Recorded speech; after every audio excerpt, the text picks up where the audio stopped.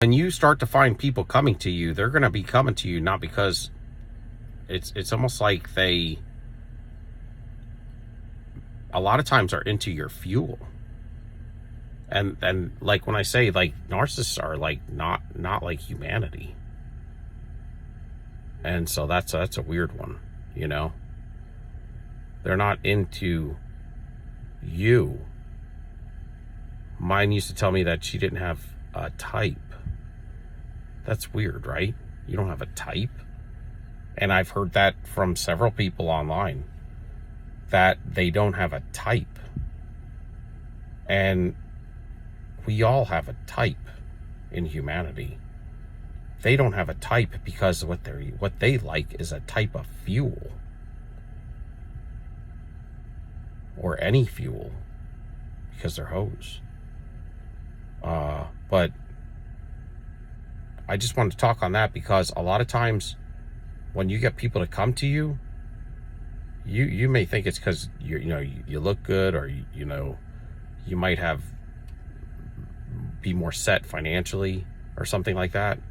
But it's really what really dragged them to you. What really got them to crave you is your fuel. And when you have a narcissist ex, they crave that fuel. I have an email that says exactly that. Not that she craved my fuel, but she craved me. I don't know if I should be saying this. And that's just stuff that and the same thing though. It's like you as you're addicted to them, you crave them. So like, to be honest with you, that's what the trauma bond causes. And that's why I say you got to be careful with the narcissist, because you are addicted to each other. You are a drug. If you're questioning whether if they're as trauma bonded to you as you are to them, absolutely. They are addicted to you before you're addicted to them. And they just won't tell you this. And what they won't tell you is that they can't help themselves. They gotta hoe around. I mean, we all know that by now. But that's the backdrop when they're not with you. Because they are basically, they're hoes for fuel. But where's all this fuel going? It's going to feed the mask. But what's the mask? What needs so much fuel? What's so insatiable in there? Well, addictions are insatiable. And so are demons. And so when people come to you, there is something to say that it's your fuel. And it's you as well, because you represent your fuel, and your fuel represents you. But it's your fuel is your currency to them. That's what they want. That's what they love. It's different. And when they talk about you being chosen and all that, there is something to say about that and this narcissism stuff, man. Because the scenario that goes down with the chosen one, that breaks the chosen one, you're the chosen one when you break the generational curse. That's what that means. But it is special. And God has blessed you and given you grace to do this.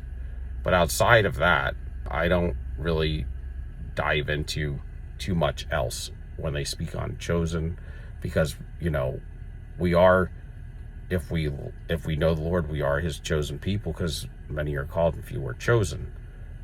But also we're chosen to be the curse breaker, and we fulfill that. We also have special things about us, because what is said about the chosen type, the scapegoat that wakes up and breaks the generational curse, is that you kind of you're almost like dead at birth a lot of times, or the parents talked about aborting you, before you were born. A lot of something happened typically before you were born, or right when you were born, or at early ages, that could have taken you out, but it didn't. It's almost like the enemy is there to try to take you out at birth, to snuff you out, and it can't happen. And that stuff happened to me, man. I died at birth. You know, the umbilical cord was wrapped around me several times, and I came out dead, pretty much. Mother passed out on the floor and stuff, but and they had to bring me back to life. And then I had many other problems. I mean, I couldn't hear for like 4 years of my life. The first 4 years of my life, I had this meningitis or some sort of 105 plus fevers. They thought I had meningitis, but they couldn't find anything. They had to tap me. The first few days of my birth, I had gone home. But there's something to say about this, man. And then to get beat on the way we get beat on. And, you know, in the beginning of this, for the first, I don't know how many decades, you just want to help them. You just want to help them so that they can be better and they're part of your family, or they're part of your life. You know, after a while, though, you kind of like get a little jaded, and you're like, yo, hey, if you want to be that hard-headed, you could do that on your own. I'm out of here. And then you'll start to notice that, you know, because it's so fuzzy sometimes until you wake up and you're able to, you know, catch up on how this stuff really works, that you'll let them back in your life, and then they'll do these little mini destructions to you. Like, they'll make up these crazy lies, man, and it's like, then they'll tell you, they'll gaslight you, and then you'll say, well, that's what you said happened. No, it never happened. I never said that. And that caused a lot of problems and havoc in your life, with friendships, relationships, people you might quit talking to because you got lies from your family that you thought were true. But when a narcissist comes to you, a lot of times, man, they don't have a type. They do like the extra benefits that you have. They call them residual benefits. I mean, they'll still date an ugly person, but they really like a good-looking person. You know, they'll, you know, may go out with the bottom of the barrel, but they really prefer somebody with a whole lot of fuel. They, a lot of times, prefer a challenge, especially a Jezebel. And so there's different things that go along with it. Finances, true love, a true lover of them, a protector, someone with integrity, somebody who helps them iron out their troubles. You know? But that's